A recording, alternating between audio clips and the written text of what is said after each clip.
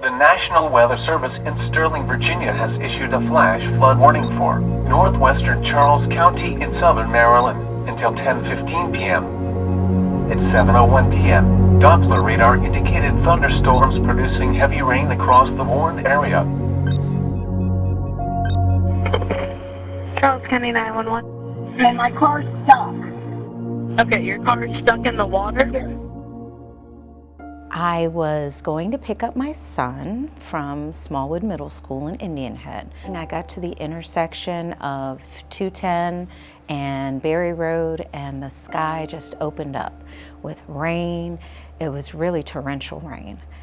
And I started getting concerned, but I said, I need to get my son. So driving is actually responsible for about half of all flooding-related fatalities. It's very deceptive in that manner. Also, when people are driving, they tend to be going somewhere, which means they have a mission to do, and they're already anxious because it's storming and they have to get somewhere, or they have to get home, or they have an appointment of some kind, and so there is an urge to just get on with it and go about your day and just drive through the water, and that's when it becomes potentially deadly. I turn onto Glymont Road, I make a right turn onto Glymont Road, and then I make a left into the parking lot of Smallwood Middle School. I started driving through what looked like a pretty innocuous pond of water, just small, you know, but you're thinking, okay, I can make it through. It looks a little, you know, like the water's gathering, but I can make it through. And my car stopped in the middle of that puddle. I hate to say puddle because it really doesn't describe what it was. You know, it really was ponding water collecting in that parking lot, enough to make my car stop. With flash flooding, you know, you're looking at the possibility of, you know, various damage to your car. You know, it could stall out, so you're not going to get to where you need to go. You could get trapped in your vehicle. It could move your vehicle while you're in it, which you don't know where the water is going to end up taking you. And then in addition to it, outside of the vehicle, there's dangers. There's moving debris that's moving along. The rain was coming down, now the water was rising. And I started to panic a little bit. And this is totally against my training because my background is, I used to be a public information officer. I used to be the one to tell people, turn around, don't drown. And here I was in this situation with rising water, stuck in my car. I called 911. We're going to get help out there. Did I get out of the car? No, if the water is at your car door, don't open the door. You know, you don't want a tree to be in the same path that your vehicle is, you know, and you can't get out of the way. Same thing, you know, if there's flash flooding, it might overwhelm the system and pothole covers could be removed. And, you know, so if that's the case, you know, you might decide to get out of your vehicle and then walk over something and go down instead of going forward. And just get sucked into a manhole. The 911 operator said, we will get help out to you. And it just felt like it was forever. And I saw the water level rising and rising. And she told me, don't open the door. And it made me more afraid because then I was like, I'm really in trouble. If I can't open my doors and I can't get out of my car won't start, then what am I going to do? Flash flooding is dangerous in a few different ways.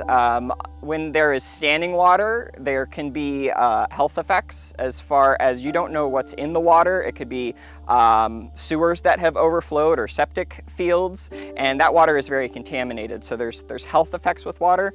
Water is also very heavy and has a lot of force.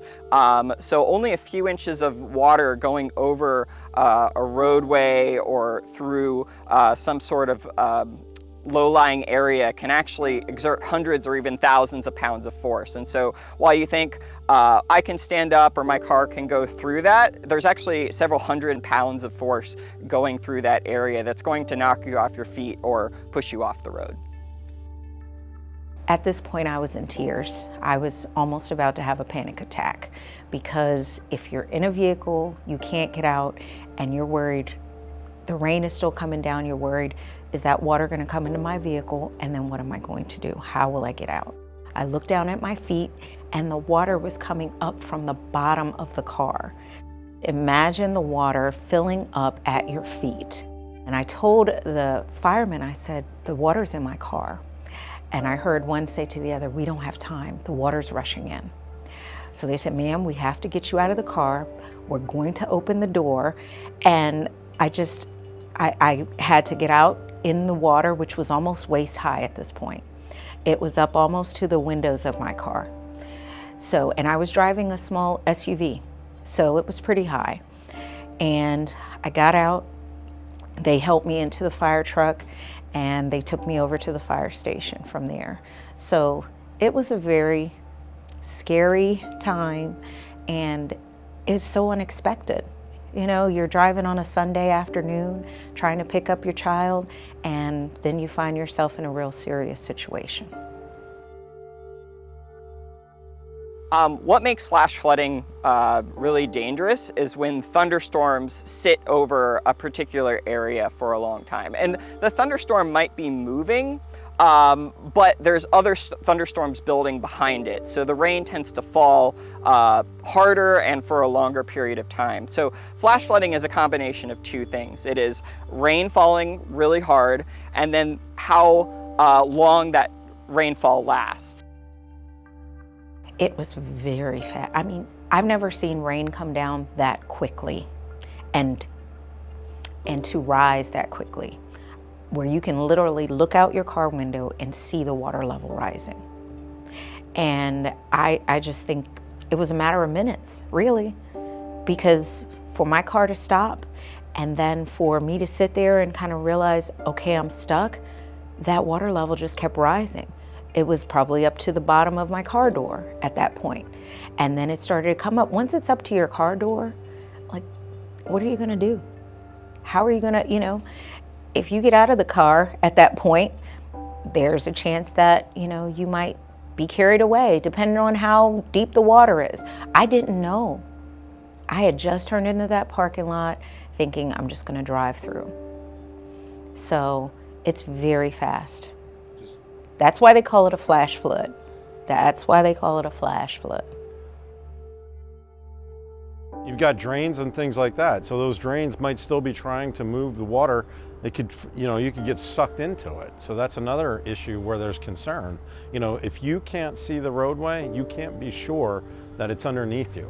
You know, it could have expanded. The water could expand it so that, you know, you're 5-10 feet near an embankment, and then it might go even deeper and you're facing some other issues. You know, and then in addition to that, you know, are there downed utility lines anywhere? You know, are there other sharp objects? What other debris has been caught up in this flash flood that you could get trapped in? What happens in flash flooding is that we're getting a lot of runoff from the surrounding area, and that water's not clean. And so it can be brown, and so we can't see through the water. So it's very hard to determine depth. It's almost impossible to determine depth of water just by looking at it. And so it's a very deceptive problem where you can't determine the depth. The other problem is that water erodes very heavily. And so while you may be driving in a road or a parking lot, the road or parking lot may have disappeared and been eroded from underneath as well. So it's not that you may know the place very well and you know, oh, it's not going to be deep here. Well, the water may have eroded that from underneath, and so you may be expecting only a few inches of water when it's in fact eroded and several feet deep. I felt embarrassed. Number one, because I was the person that would tell people, turn around, don't drown. And in that moment, I couldn't believe that it was happening. I felt scared because if the water came rushing into my car, I didn't know what I would do. I couldn't roll down my windows. My car would not start. There were lights that had been flashing in my car, everything from the engine light to whatever warning light you can imagine just started coming on.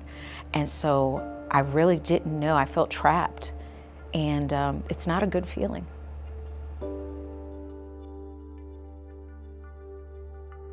The best advice is don't go in. Turn around, don't drown. You hear that all the time, and there are examples every year where people still think they can make it. They think because of the size of their vehicle or because it doesn't look bad or they've driven that area several times before that, you know, they're going to be able to navigate the situation. And every year there's people that get caught, and it's not that they aren't intelligent, it's not that they weren't thinking, they just underestimated what was going on in front of them.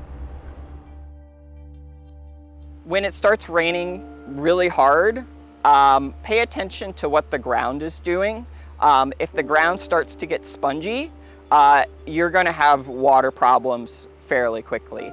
If you're driving, it's not worth it to enter a flooded road, even though if you think it's only a few inches deep, that road may be eroded underneath you, and that's when you run into trouble. Half of all flash flooding deaths occur in vehicles, and just turn around, don't drown. Trust your instinct, because there was something in me that said, this is bad. And I probably should have just pulled off to the side on 210 and figured out, you know, maybe had my son ride home with his friend. But I tried to keep going. And I would tell them to not think that they're superwoman or superman, because this could happen to anybody. If it can happen to me, the person that was trained and knew what to do, knew what I should do, then it can happen to anybody. And that it's not worth it. My car was totaled. I'm thankful that I was okay, but the water was pouring out of my car. I couldn't get my car towed until the next day. It sat there and the rain kept coming. And to see it in that condition, that was tough. That was tough. And so I would just say, turn around, don't drown, really. I mean, those aren't just words. Those are a directive that could save your life.